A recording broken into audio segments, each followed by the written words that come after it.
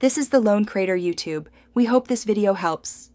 You begin by preparing both devices and enabling Bluetooth. First, make sure both gadgets are charged and within a few meters. Interference kills pairing.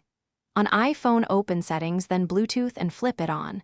On a Mac, open System Settings and select Bluetooth. Once Bluetooth is on, put the accessory into pairing mode per its instructions. Hold a button, open a case, or press a switch. This gets the device visible, so your Apple device can find it and start the handshake. You'll now complete the pairing step where the devices exchange credentials. On iPhone, watch the list under Bluetooth and tap the accessory name. On Mac, find the device and click Connect. If a PIN or confirmation appears, make sure the numbers match and accept. This prevents wrong device connections. For AirPods and similar earbuds, open the case near your iPhone or click Connect on Mac and wait for the animation. Once accepted, the devices exchange keys and establish an encrypted connection, so you finish by confirming and testing the link.